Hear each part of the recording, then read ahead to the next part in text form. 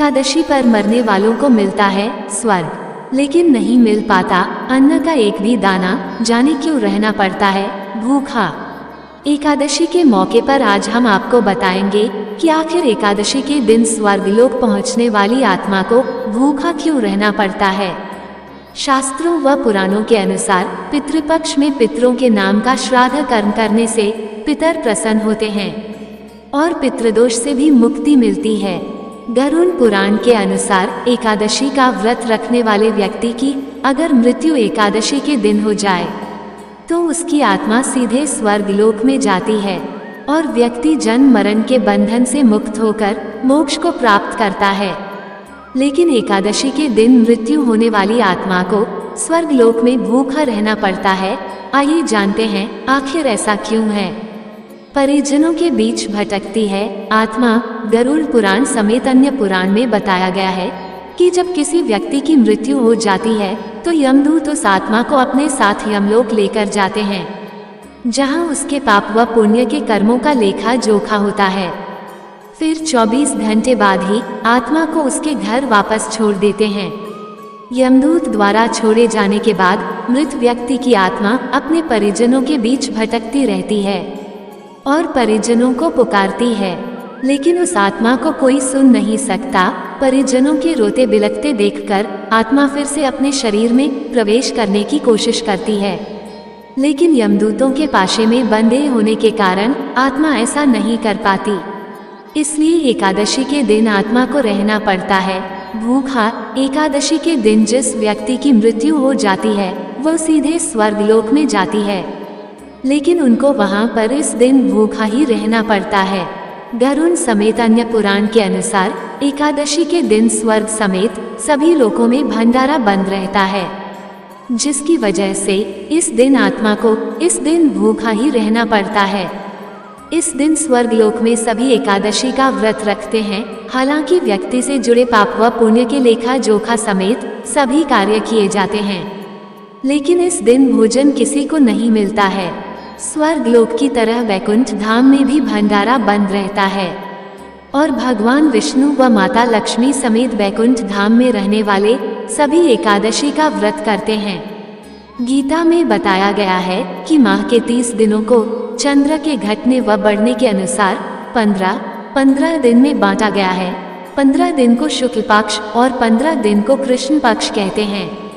जब चंद्रमा बढ़ने लगता है उसको शुक्ल पक्ष और जब चंद्रमा घटने लगता है तो उसको कृष्ण पक्ष कहते हैं।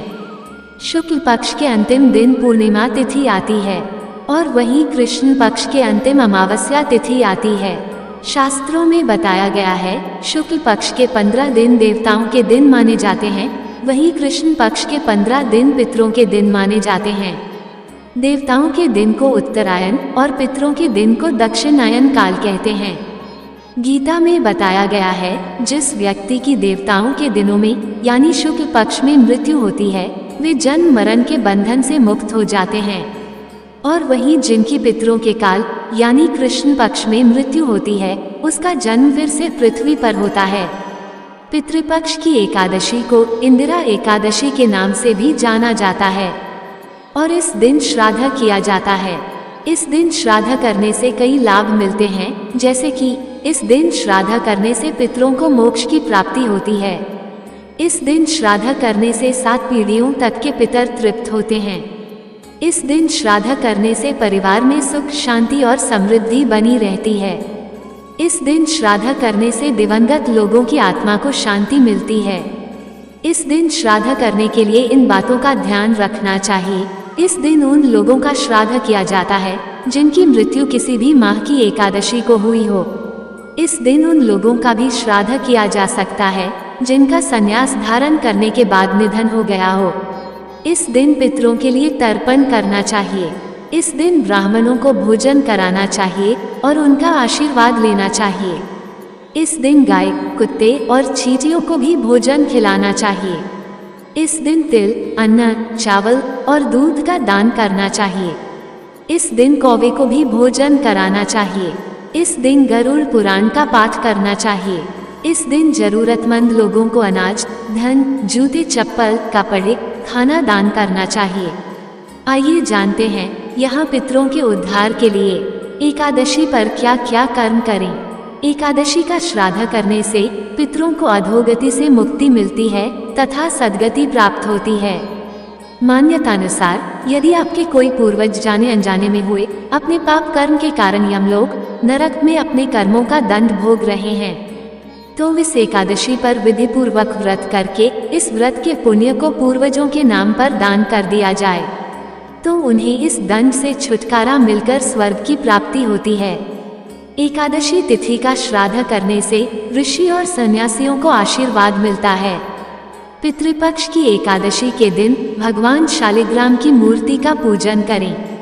ब्राह्मणों को भोजन कराने और पितरों का तर्पण करने से सभी तरह के संकट परेशानियां दूर हो जाते हैं और रुके हुए सभी कार्य पूर्ण हो जाते हैं तथा घर में सुख शांति एवं समृद्धि निरंतर बढ़ती है। श्राद्ध पक्ष की एकादशी पर सबसे पहले देवताओं को अग्निग्रास दें, फिर गाय, कौए, कुत्ते, चींटी, मछली को भोजन कराएं और साथ ही पीपल वृक्ष के नीचे अन्न जल रखें। इस तरह के कर्म से एकादशी का दोगुना फल आपको प्राप्त होगा और सभी तरह के संकटों से मुक्ति मिलती है। आश्विन कृष्ण एकादशी का श्राद्ध करने वाला निरंतर ऐश्वर्य की प्राप्ति करता है। एकादशी तिथि को संन्यास लेने वाले व्यक्तियों का श्राद्ध करने की परंपरा है। इस दिन एकादशी व्रत रखा जाता है, अतः इस बार इंदिरा एकादशी का व्रत रखा जाएगा। एकादशी तिथि के दिन श्राद्ध का दान किया गया है तो ये सर्वश्रेष्ठ दान है। इस दिन व्रत रखकर श्राद्ध कर्म करने से पितरों के देवर्यमा और भगवान विष्णु प्रसन्न होते हैं। इस एकादशी का व्रत रखने और श्राद्ध करने से कर्ज से मुक्ति मिलती है। एकादशी तिथि का श्राद्ध करने वालों को समस्त वेदों का ज्ञान प्राप्त होता है। एकादशी के श्राद्ध करने वालों के जीवन के संपूर्ण पाप कर्मों का विनाश हो जाता है। इस दिन पूजा करके आप जाने अनजाने में हुए अपने पाप कर्मों से छुटकारा भी पा सकते हैं। जय श्री कृष्ण। दोस्तों, आपको ये जानकारी कैसी लगी कृपया कमेंट करके जरूर बताएं। वीडियो पसंद आया हो तो लाइक करें और ऐसी ही और भी बहुत सारी कहानियों को सुनने के लिए चैनल को सब्सक्राइब जरूर करें। धन्यवाद।